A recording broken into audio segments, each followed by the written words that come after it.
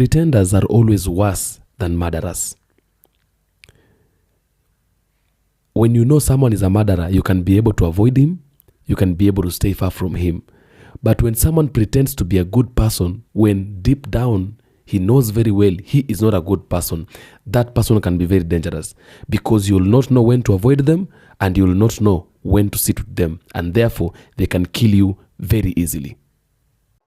A reminder for people with my melanin deficiency, it's not enough to not be racist. We have to be actively anti-racist. We have to be pushing back and not voting for politicians, for example, who have been demonstrably racist over decades of private and public careers. We have to actively support the minority communities around us. We have to actively push for their equality, for their access to the same things that we have access to, whether it's education or employment or resources, any of that. We have to be active. We have to be proactive in supporting them. And we have to identify and be honest about identifying the racism that is inherent with our system. The fact that our system is inherently built to support people with melanin deficiency and keep us on top of the social stratosphere. We don't need that in our lives. It's not good for us either, but it's worse for them. It's worse for the people around us. America, you reintroduced segregation and you thought that black people wasn't going to accept your offer. We accepted your offer. You know why? Because Black America has never lived under a post-segregated America.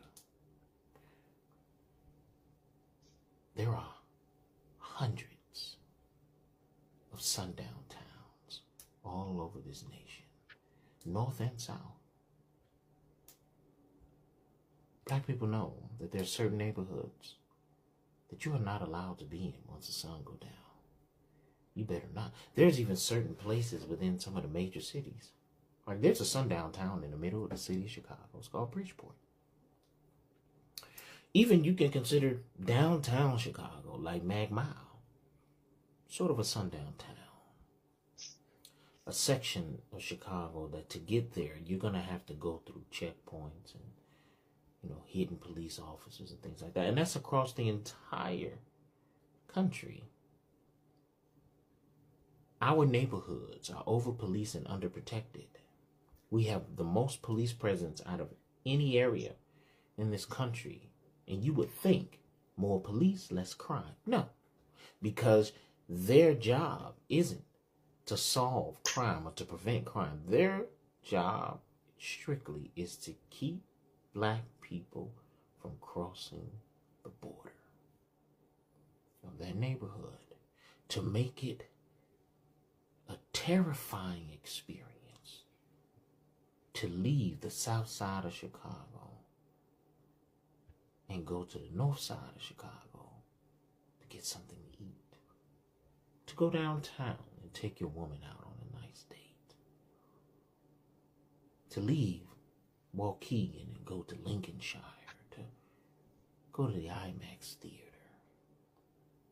Any of those things could potentially be a life-ending trip. And so we've always experienced segregation. Going to a restaurant and they seat you by the toilets or seat you by the kitchen. Taking your children to a school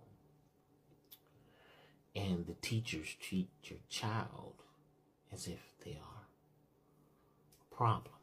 Although the rest of the children are absolutely demonic. But your child, simply standing up for himself, has been labeled a troublemaker.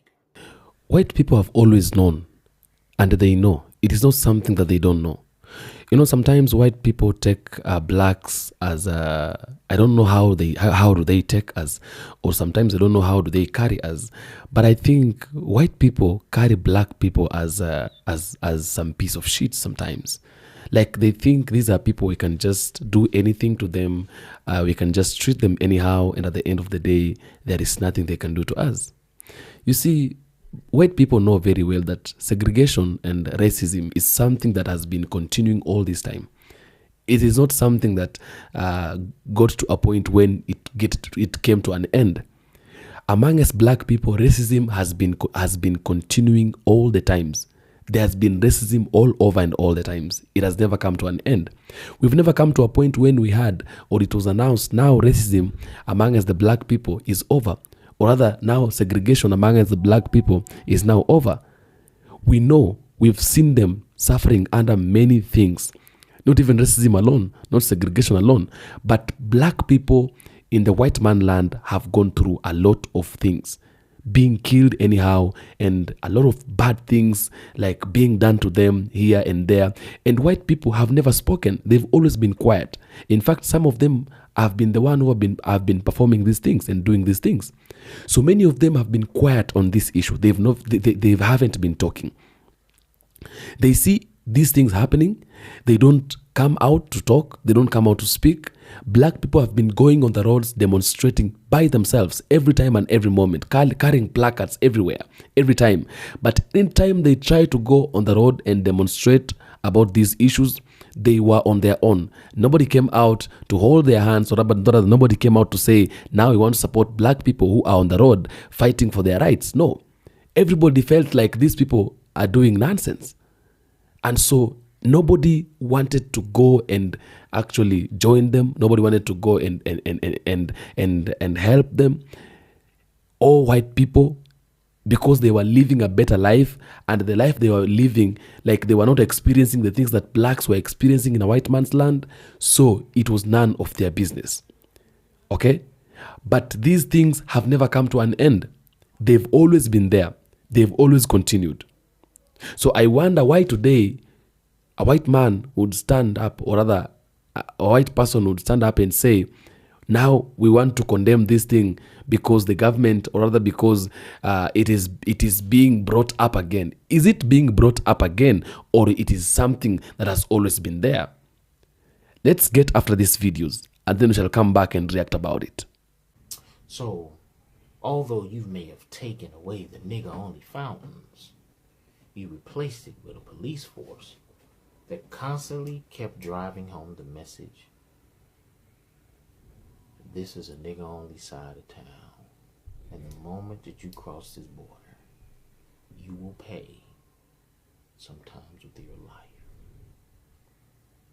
And everyone else in this country understands that segregation never went anywhere. That's why we have so many instances where a black person could be walking down the street or jogging, just jogging early in the morning, brisk jog, stay in shape.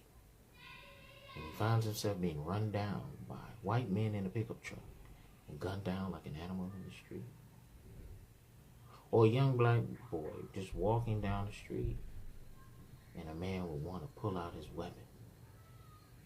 That's why white people feel the need to ask black people, what are you doing here? Do you live here? I've never seen you in this building before. Why are you here? You don't belong here. Why are you barbecuing over here? What are you doing wearing a hoodie in the rain at night? Because segregation has never gone anywhere. So when you say, hey, we're going to allow companies who have segregated facilities to take government contracts, black people are like, all of the systems that you're dismantling has nothing to do with it. I'm only standing here. And it is because of the idiocracy of racism and your deep belief in it is the reason why this great experiment is coming to an end. Yes, curtain call. It is the last call for alcohol on the United States. And you were so afraid that someone from the outside was going to be the demise of your empire. And the oligarchs, the 1%, the overseers, the billionaires who are now running this country in clear, plain sight, knew that they would not be allowed to allow ISIS or any of the other terrorist organizations that they fund. You would not allow them to be the ones to dismantle the system so that you can be in a constant revolution of oppression so that they can take advantage of you and you will be happy about it. No, they knew the only way to slip this past you is for it to be given and be happy, for it to be implemented by one of your own. Someone who has a message for racism and the lack of education. A head of state that can't even read an invitation from the King of England. Someone that you can associate yourself with a message that puts you into a trance, dreamlike state, so that when they dismantle the system, you would. Because you believe that the systems that are being dismantled are for colors. And they were for you. These systems were in place long before people of color could even access them. And so now you're okay with one of them saying, hey, you know, if you miss a Social Security check and you call in and check to find out where it is, you're false. They've convinced you that Social Security, if you dismantle it and take away from it, it will reduce the deficit. Not understanding that Social Security has no parts of the deficit. It's not money that we're borrowing from a foreign nation, or bills that we need to pay because we have Boeing and Lockheed Martin build us multi-million-dollar weapons of mass destruction. No. Social Security has been paid out of your wages since the first time you flipped a burger at Burger King. It's your money. And they convince you that your money is a reason why this country is in debt. I would say a masterful job, but when you are racist, anything can get past you. Anything can get past you. Even collusion. Even collusion with Russia can get past you. Felony convictions can get past you. Pedophilia, multiple pictures with Epstein, flight logs to the island. All of those things can get past you because you're a racist. You're not superior. It's just, it was a ruse so that you can continuously look in this way while they rob you over here. Nothing, and I do mean nothing, that Donald Trump and this administration will take belongs to black people, belongs to Mexicans, or the LGBTQ community. Nothing. It all belongs to you. Mortality rates are getting better in the white community that I just described.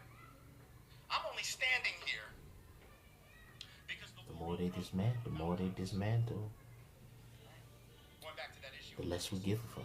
I'm only here Because now, because the war on drugs isn't really you about the thing it pretends to be about. and What do I us, mean by that? I think all I can niggas tell you now. what I'm about to tell you because the statute of limitations has expired on this Welcome. shit. You can't touch me now.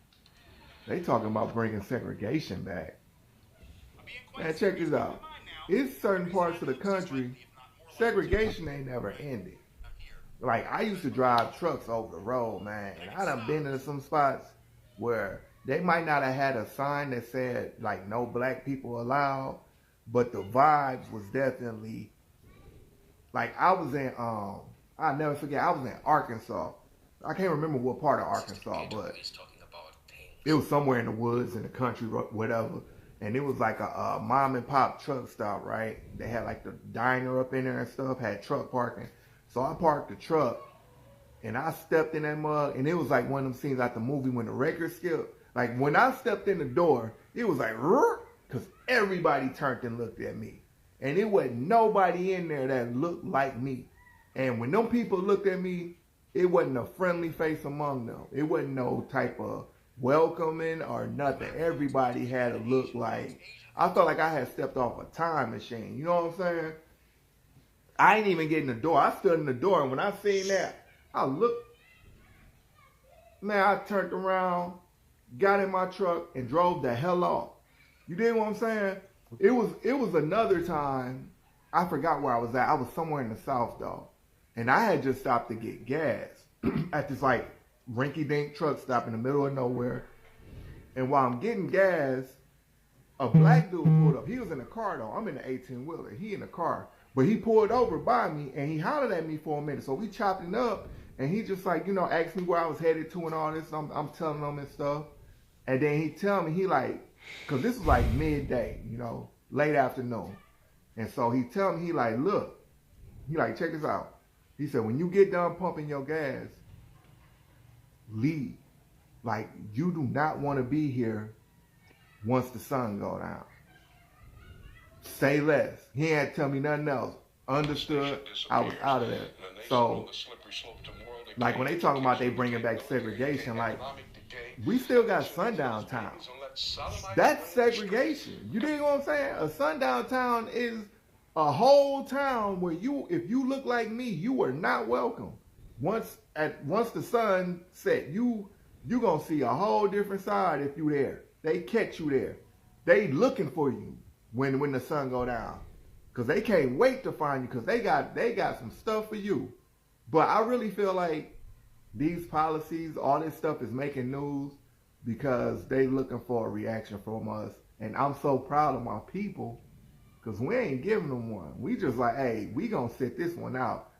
Y'all can't do nothing to us that y'all haven't done before. Like, it's never been fair for us. It's never been safe for us. So we comfortable. We cool. We used to this shit. The rest of the country got to catch up. You dig what I'm saying? Anyway, peace. Atlanta going to be a sundown town. Chicago is going to be a sundown town. New Orleans is going to be a sundown town. So, and for the cities that's like predominantly like Hispanics, like Houston, Miami, like them cities, are they going to be sundown towns for too? Like, and obviously I'm talking about reverse sundown towns to where white people can't come in after, Baton Rouge definitely going to be a sundown town. All them niggas out here. I'm still not for the segregation, me personally, because I know, you know, like I said, history, but just entertaining the idea, like, will they have black sundown towns? Like, would that be a thing?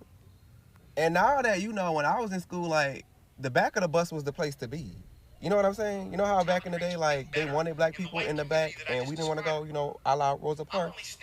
Like, now, if there's white people in the back of the bus, y'all telling them to get up and move to the front, like, how is it going to work?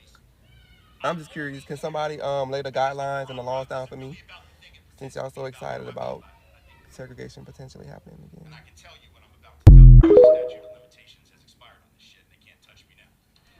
Have you ever heard of a sundown town? And I'm not speaking to anybody else but white people. Have you heard of a sundown town? No? Okay, well, let me tell you what a sundown town is. In simple form, it's if you're not white, you shouldn't be out after dark because there is a high chance that you're going to be unalived. More specifically to black people. The dark red circles are sundown towns. Did you see how many dots were on that map in what I just showed you? The red dots are surely sundown towns. The other dots that you mainly see on there are probable or possible, meaning that they're almost sure it is. Most of the dots on there are either of those three things. Either surely, which means it is, probable, or possible. So for those of you that love to say, oh, I don't think racism is as bad as it used to be. I don't even see racism or any of those excuses. What's this? And thing is, sundown towns have been around for forever. So, like, you can't sit here and say that racism isn't a thing when towns of white people literally threaten, intimidate, harass, and unalive black people after the sun goes down. Like, you cannot be for real. And there has been unalivings in these sundown towns, especially recently, in the most recent years, including this year. In a town in Georgia, 19-year-old brothers, twin brothers, were unalived, shot. Where did they find their bodies? In the mountains in Georgia. In a sundown town. They were supposed to be going to Boston, and they never made it to the airport. Tickets still in their pocket. And they tried to say at first and cover it up by saying that it was a schmurder sewer slide. They were headed to the airport. Why would they have a pew-pew on them when they were going somewhere? And you can't have a pew-pew on a plane. So clearly, obviously, that's not a thing. And if they weren't planning on actually leaving Georgia and going to Boston, they wouldn't have had their tickets in their pocket. They were found with their tickets. Do I believe that they were unalived by white people? Yes, I do. I do. Especially finding out that it was a sundown town that they were found in. Most definitely. And the firefighter being arrested for taking a photo of their deceased bodies when they were found, and he was arrested for that. Thankfully, I hope he gets charged. That also tells me all I need to know. And was the firefighter white? Yes, he was. Like I said, every chance I get, I am going to put it in your face and show you. Show you the racism that you claim you don't see. Two young black men, twin brothers, Quadir and Nazir Lewis, found dead on top of Bell Mountain in Hiawassee, Georgia. Both shot, no signs of a struggle, plane tickets to Boston still in their pockets. And the police? No foul play. They're deeming this as unaliving and self-exiting. No, absolutely not. I'm not going for that. Because if you've been paying attention, if you know this country, its history, and how it erases black lives, you already know exactly what's happening here. Hiawassee, Georgia. A former sundown town. The kind of place that didn't need to say whites only. Because the silence, the stares, the threat of what would happen if you stayed too long, did all the talking. A town that was built on exclusion. A town that was never meant for us. A town where not too long ago, black people went missing and no one asked questions. And now, two black young men, 19 years old, with a future ahead of them, end up dead. And before their bodies were even cold, the police already had an answer. Unaliving and self-exit. Case closed. Nothing to see here. Because that's what they always do, right? Like when Kendrick Johnson was found rolled up in a gym mat. They called that an accident.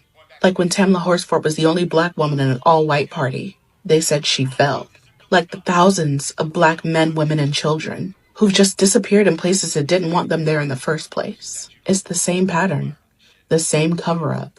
If a black person is found dead in a place where we're not supposed to be, the first priority isn't justice. It's just shutting down the conversation. If the story feels off, they push it away.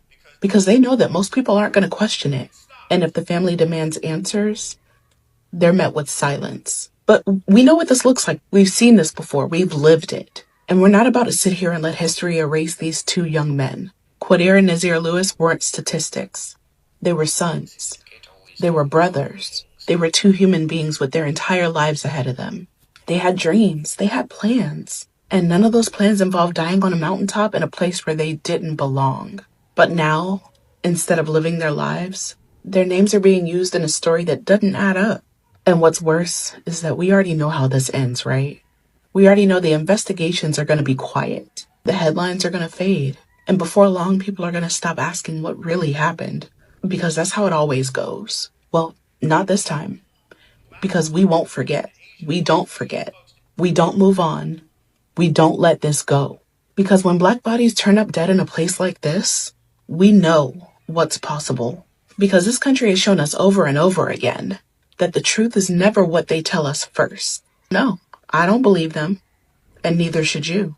Because until we start demanding the truth, the only thing we'll keep getting is the same old lie. Now, let me tell you something.